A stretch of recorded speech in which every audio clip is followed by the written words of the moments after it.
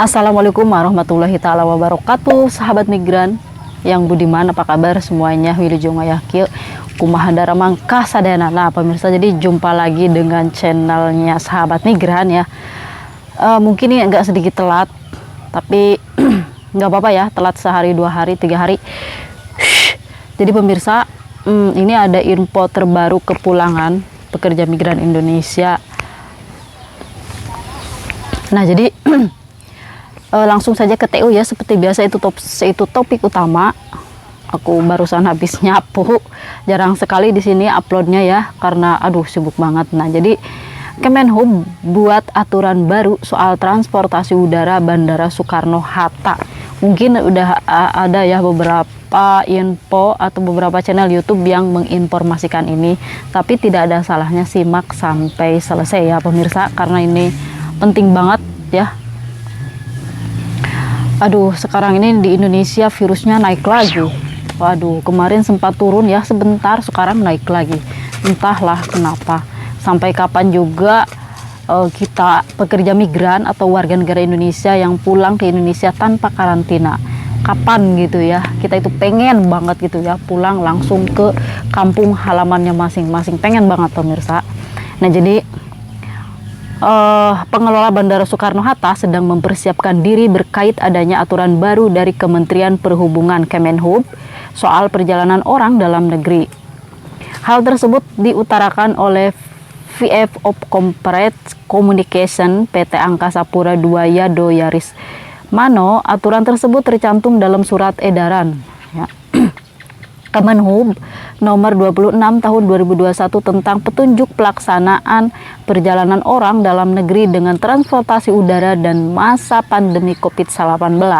Sehubungan dengan ini, kami bersama stakeholder terkait akan mempersiapkan sesuai surat edaran yang dikeluarkan oleh BNPB dan juga regulator terkait perjalanan melalui transportasi udara. Nah, jadi dia menyebut personel serta fasilitas di Bandara Soekarno-Hatta bakal menyesuaikan sesuai edaran dari Kemenhub. Waduh pemirsa, disimak ya, ini ada, waduh pokoknya ada larangan-larangan yang harus kalian patuhi saat setibanya di Bandara Soekarno-Hatta.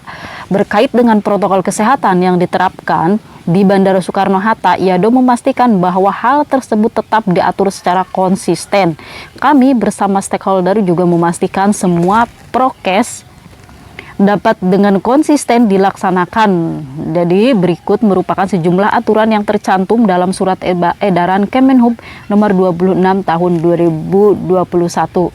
Disimak ya pemirsa, ini ada yang nanti kalau nggak disimak nanti ada yang nggak mengerti. Tolong disimak. Yang pertama, penumpang wajib memakai masker, menjaga jarak atau social distancing, menghindari kerumunan dan mencuci tangan dengan sabun atau hand sanitizer. Yang kedua, tidak diperkenankan berbicara satu arah maupun dua arah. Jadi berhadapan berbicara ya, melalui telepon atau secara langsung sepanjang perjalanan. Aduh pemirsa, jadi kita gak boleh ya, biasanya kan ricit ya kalau di dalam bandara itu, aku nyampe, bicara gini kan sama teman kan, kita saling bicara kayak gitu yang ya pemirsa, atau telepon, aku sudah nyampe, itu tidak boleh selama perjalanan. Ingat ya, ini kedua. Nah, dan yang ketiga, tidak diperkenankan makan dan minum sepanjang perjalanan yang kurang dari 2 jam. Kecuali mereka yang wajib mengkonsumsi obat-obatan dalam rangka pengobatan yang jika tidak dilakukan dapat membahayakan keselamatan dan kesehatan orang tersebut. Kecuali orang yang diwajibkan harus minum obat, itu boleh minum dan makan.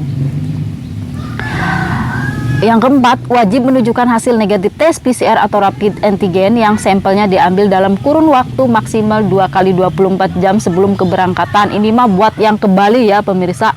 Yang kelima, wajib menunjukkan hasil negatif tes genus di bandara dalam kurun waktu 1x24 jam sebelum keberangkatan. Nah ini yang keenam, ini poin nomor 4 sama nomor 5 yang barusan itu berlaku untuk keberangkatan menuju Bandara 1 Gusti Ngurah Rai Bali ya. Nah itu khusus yang buat ke Bali ya pemirsa, yang 2x24 jam dan 1x24 jam. Yang ketujuh, wajib menunjukkan hasil negatif tes PCR yang sampelnya diambil dalam kurun waktu maksimal 3 kali 24 jam atau hasil negatif rapid antigen yang sampelnya diambil dalam kurun waktu maksimal 2 kali 24 jam sebelum keberangkatan. Nah, ini kalau dari luar negeri masih tetap ya menggunakan ini 3 kali 24 jam atau maksimalnya 2 kali 24 jam itu 2 hari ya, 2 hari 2 malam, cukup panjang juga nih waktunya. Yang kedelapan, wajib menunjukkan hasil negatif tes PCR di bandara dalam kurun waktu 1 kali 24 jam sebelum keberangkatan. Jadi yang nomor 9 ini yang poin barusan ya, poin ke-7 dan 8 berlaku untuk penerbangan dari dan ke daerah selain Bali. Jadi ke daerah yang lainnya selain Bali lah begitu ya pemirsa.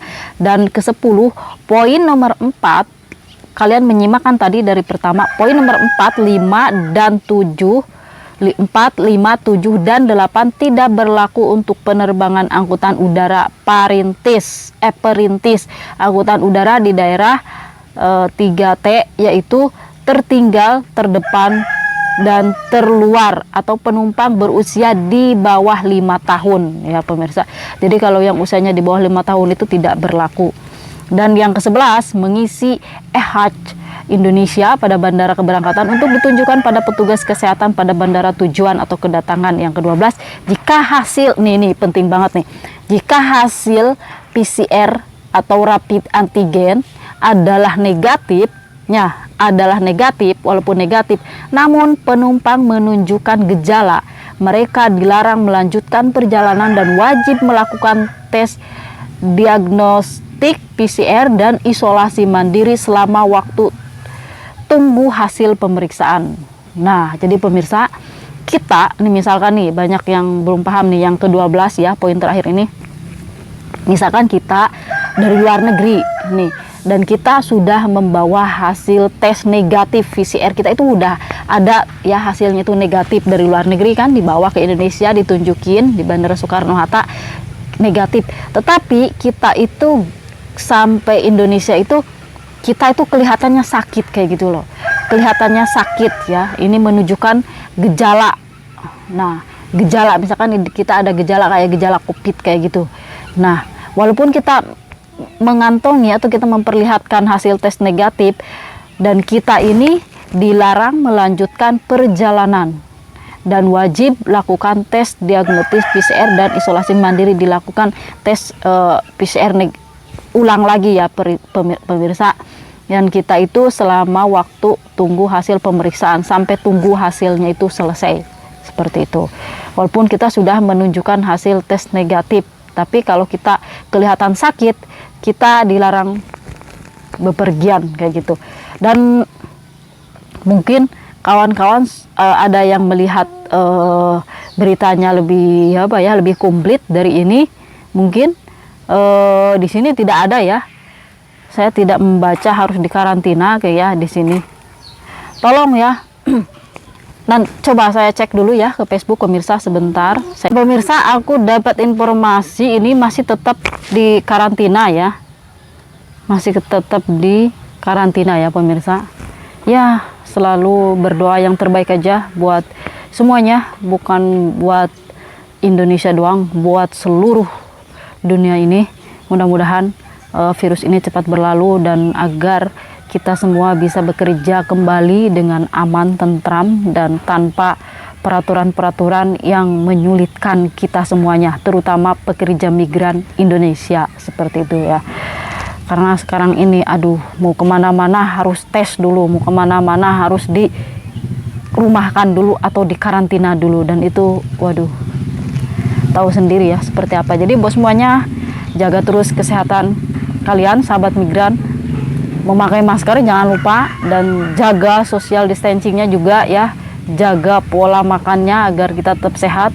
Apalagi yang mau pulang ke Indonesia, jaga terus kesehatannya, jangan lupa konsumsi terus vitamin C untuk kekebalan tubuh kita. Saya doakan yang terbaik, mudah-mudahan diberi kelancaran sampai bertemu kembali bersama keluarganya masing-masing di kampung halamannya masing-masing.